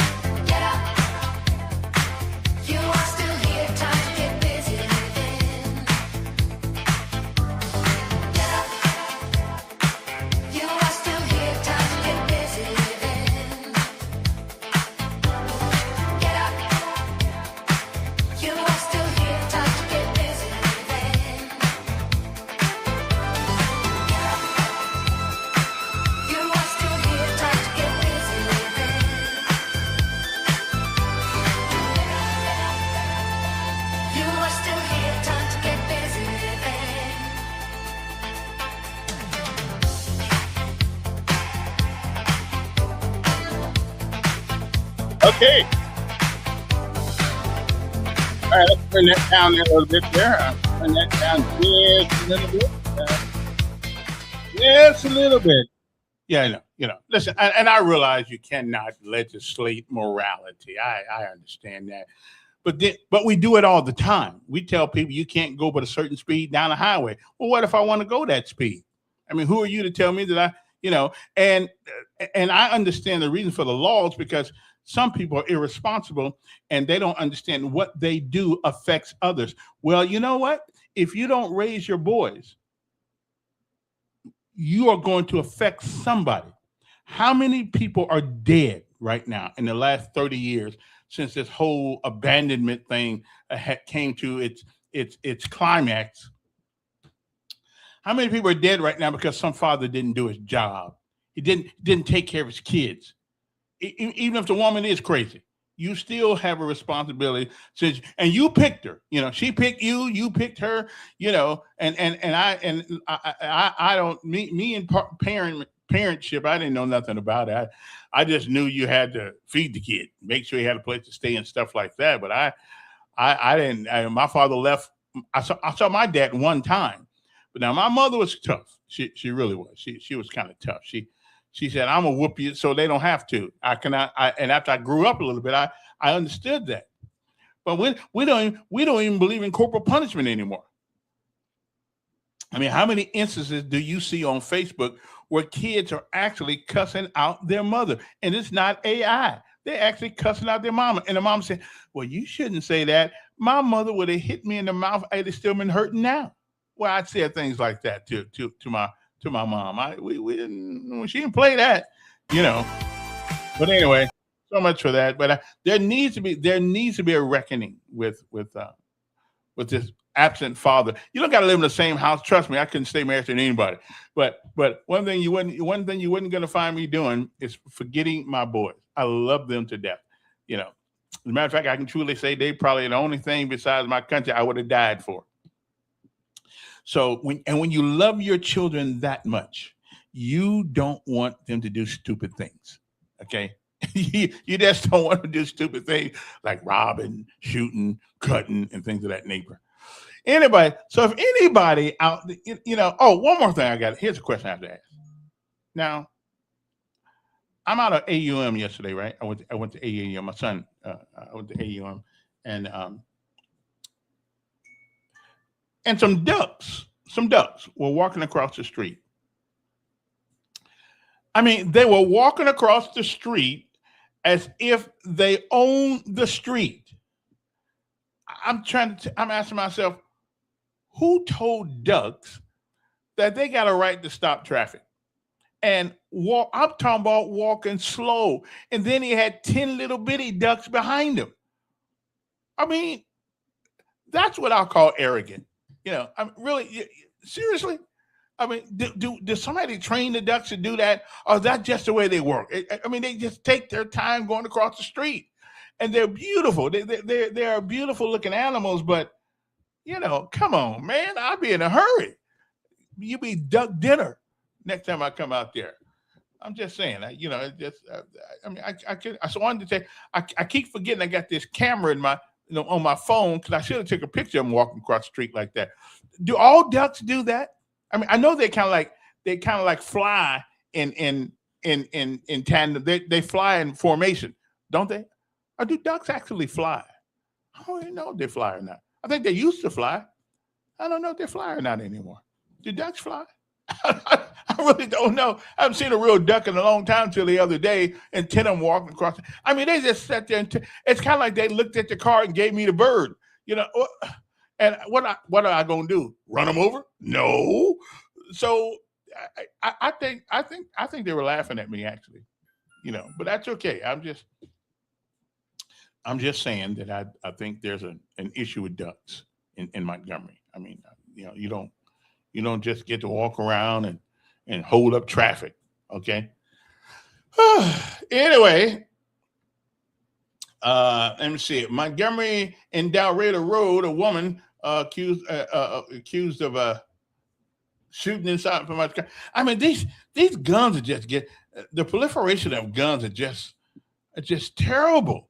And I want to know who in the legislative body of this state does not believe that there ought to be some way to keep potential dangerous people from getting guns. You can always do it illegally, but the state does not have to participate in the criminality of people by telling you can walk around with a gun and nobody has to know you have it. I'm just that's crazy to me. You can't. That doesn't make no sense whatsoever. Okay. That makes no sense. Like these people right here. Okay. I'm sure. Okay. I'm sure. Let me show you these people right here. Okay. Stop the screen right there. Go to there right there. Share screen. Let's go the whole window. Let me see if I can get that right there. Yeah. Let's see. Now these two right here have been. I guess they won it in connection with Dalreda Road shooting. They got partners. They're partners. Okay. That guy right there kind of looks like Arande Mitchell, but I'm sure that's not him. But anyway, Sheriff provides new details on the investigation. And no, I got that there. We this Nolan thing. That's that child that got killed over in. Remember him? That child that got killed over there. I'm trying to figure out why is it taking them so long to figure out what happened. I mean, there ain't but a couple of things. Either he was killed or he accidentally died. It seemed like to me that somebody killed that young man. Okay, Nolan Wells. I mean, it seemed like to me somebody killed him. I don't know who these guys are right here, but maybe they'll be caught sooner or later. I don't know.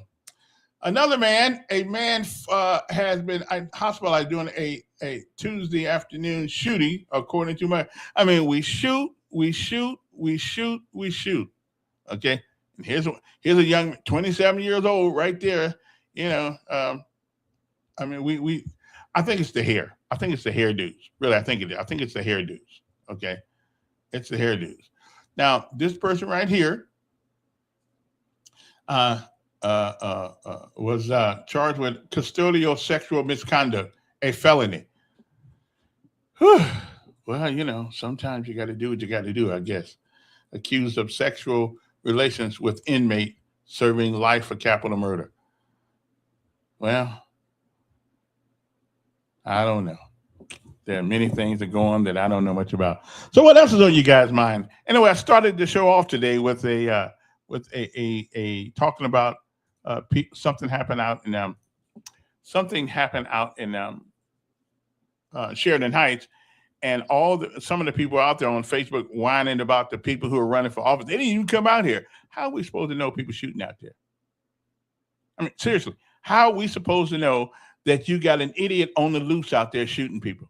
And if you do got an idiot out there shooting people, why in the world would I want to come out there and get shot at unless I brought my own gun? Okay, I mean, really? Yeah.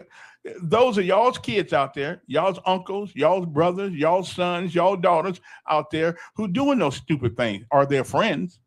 Don't blame the people who trying to run for office and try to help you because they shot people up out your neighborhood. We didn't do that. It was just so unrealistic. And I finally figured it out. Black people look at government totally different than other people look at government. We have a tendency to think that government is there to solve all of our problems. It won't happen. It hasn't ever happened. It won't ever happen. And like Ronald Reagan said, a government that's big enough to give you everything is also big enough to take it all the way back. So you know what? There are just some things that we as individuals have to handle ourselves. Sometimes it means that you won't be able to handle it. Then you come to us and we help you out. The government come help you out. Okay. But like I believe, I really believe that if you have a child that is being disrespectful, disruptive, incorrigible, I believe that you take him downtown to the Department of Youth Services and you let him stay a week there. Okay. Let him stay there a week. He gets told when to get up, told when to go to bed, no game, no PlayStation, no nothing. Exercise and school is all you get to do. I really believe that the government can at least do that if you've shown that you've done all the things that you need to do. Unfortunately, there are a lot of parents who don't do much of anything. Okay, they just don't do much of anything. Schools don't believe in paddling nowadays. Okay, so if they're not getting disciplined at home, if they're not getting disciplined in school, the only place they are going to get disciplined is where? Come on, we can say it all together. Okay, you know. Okay, you know where it is, right? You know where it is. If you don't get it at home or school, this is the only place you're going to see it. And by the time you get to jail or prison, it's too late. It's too late. You're already on the wrong path in a quick way. Okay, so that's so somewhere along the line,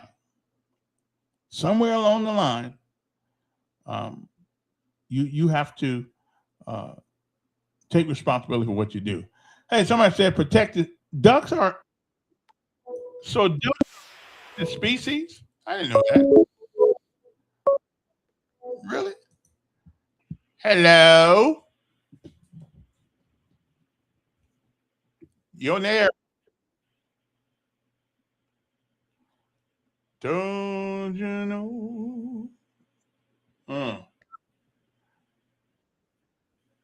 Okay. Now you gonna let somebody else get a word in?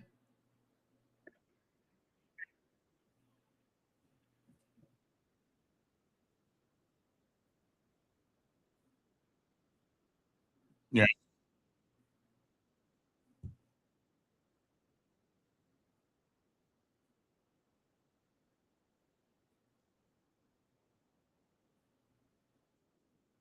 Mm-hmm. That's in two. That's in two. But that's in two. That's. But do you believe right? But do you believe that people purposely are not getting it done? They got so many people, so many machines they got to do it with. I mean, hey, I don't get to do everything in my house. Sometimes it's a little bitty place.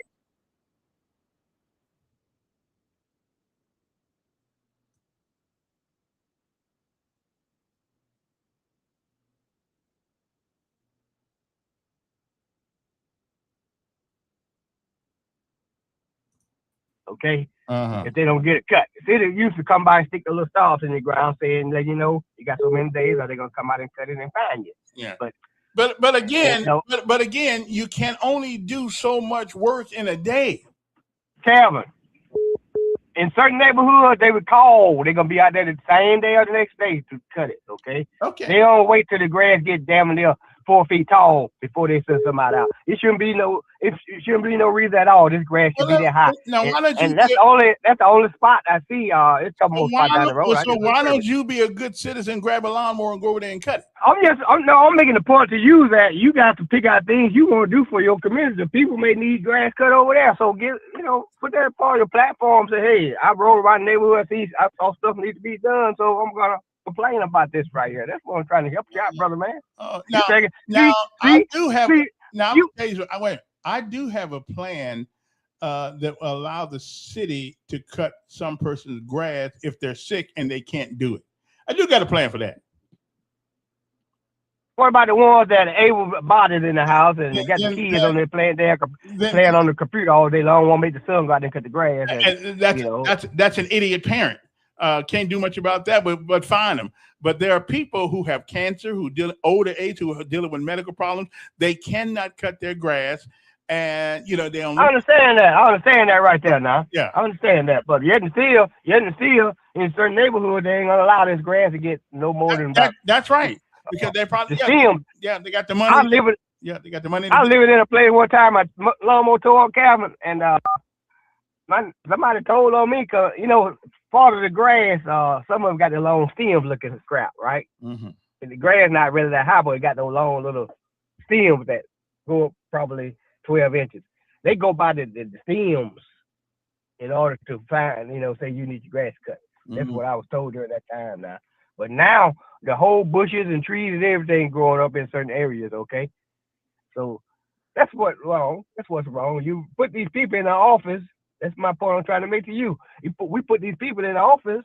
They don't do a damn thing. Well, I can't say they don't do a thing because the I'm talking about some of them. Right, but even the ones you think don't do anything often, they have jobs.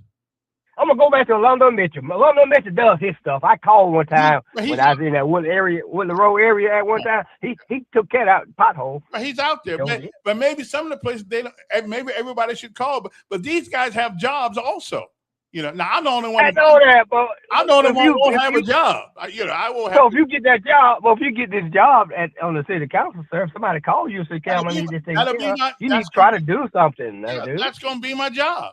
That's what I'm trying to make you. So you getting all offensive and getting your feelings hurt anymore because I give you tough love. See, I'm giving you tough love, and you can't handle tough love sometimes. But I know, but when you ask people, what's your platform? What's this? What's that? You got to tell me something. You got to be able to tell me what the hell what you gonna do. You have to know. Okay? You have to know. You're gonna get the grass cut.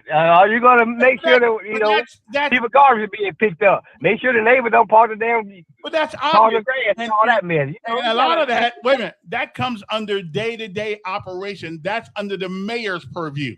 That's not the city council's job. But what I'm saying now, so the mayor for the potholes. Yes, yeah, they are.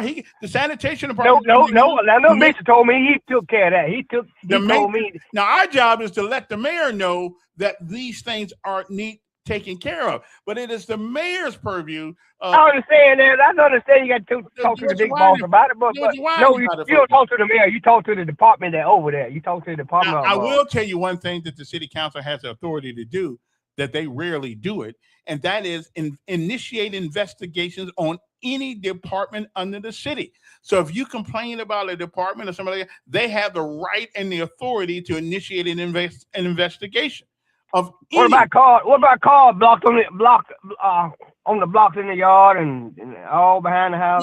If codes is not doing their job, then the city councilman can initiate an investigation and find out why that's there. But a lot of these guys, y'all how many houses in Montgomery? A bunch of them. So, they may not know that they don't set no. For Calvin, Orlando Mitchell, he stays on TV doing stuff with the apartment. He does stuff all the time. I can go back. I can support him because he's this man that works all the time. So I like him. He works all the time. He gets stuff done. Well, you keep on making excuses for the rest of them. Talking about how busy they are. I'm not there. There's nothing I can do. I know that, but you sitting there hypothetically speaking, telling me how busy they are. You don't know who in the hell that is. A lot of them got jobs. I know they got jobs. I mean, they can't just look out for you. They got to look out for the whole place. But get that damn grass cut over off of Cherry and Ryan. Somebody. I mean, somebody know that. Somebody maybe listening to that who know who's from that area over there. I'll call the mayor's office and tell them that you. Okay, Cherry and Ryan Street. Okay. Okay. I'll let them know. I'll let them know. Okay. Oh, congratulations to Z. Z got promoted in the military. A hell of a lot faster than I did. Okay, just got to say congratulations. He got, let's see, promotion. He got promoted to E4. You know how long he's been in there? A year and a half. You know how long it took me to get E4? Like 3-4 years. Come on, man. And he's in the reserve. He's not even on active duty. And he's getting promoted already. I think if you get promoted if you get promoted in the reserves and you go active duty, I don't think you get to keep the rank. I don't think you do anyway. Anyway, we'll check on that later on in the world. But anyway, congratulations to Z. We call him Z, but his name is actually Zuriel. Zuriel. Congratulations to him doing this thing for his country and stuff like that. And pretty soon he's gonna outrank Dad, so I'll have to see him and do push-ups. Okay, not it's been a minute though for that to happen. So I'm just saying, but he's had it 18 months and you're already E4, man. Come on, brother. You must be doing something right down there. I don't know. What an asset to the United States Army Reserve, my son. I told him, but I said, hold up now. You may get deployed, so don't worry about it. If it happens, just deal with it. Do what I told you to do. Do what you're told to do. Lean on your training, your NCOs, and your officers, and just do what they tell you to do. And hopefully you got some good guys leading. If not, call me on the cell phone. I'll come over and visit you. Anyway, gotta go. Z, that's right. Got promoted to E4. Man, you know how long it took me to make E4 in the Army? Although I talk too much. I know it.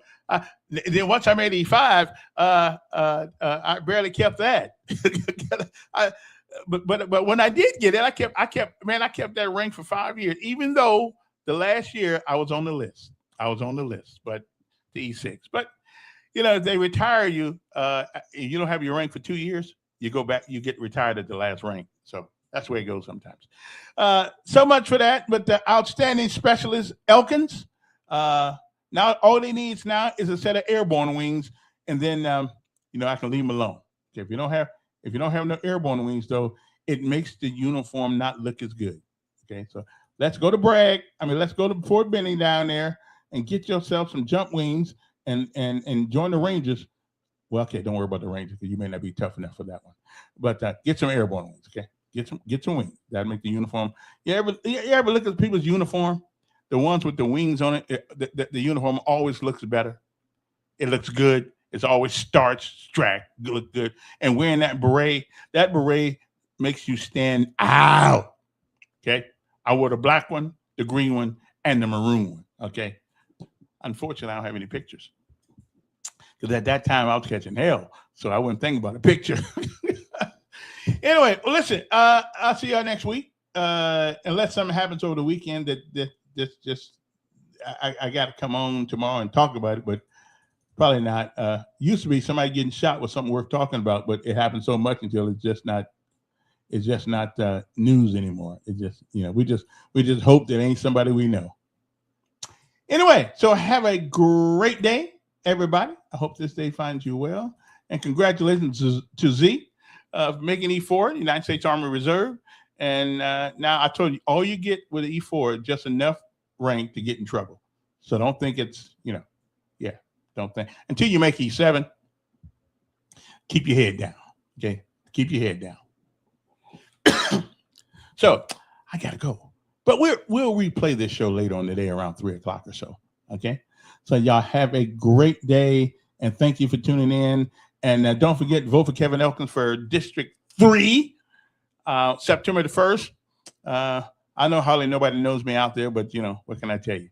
But I will look out after you. I don't make promises. I can only make one promise, only one, to work as hard as I can and to be dedicated to the job. Okay, that's all I promise. I just promise to work as hard as I can. Often we make all these promises we ain't got nothing to do with. Okay, I'll work as hard as I can for you. Okay, and I will make you a priority of my day and not an interruption in it. That's all I can tell you. Okay, no matter which neighborhood you live in, no matter what part of town you live in, if you're in District 3, you're like my brother and sisters. Okay, you're like my brothers and sisters or my mom and dad. Okay, so I'm gonna take care of you. Okay, I met a lady yesterday, 80 years old, out in Sheridan Heights.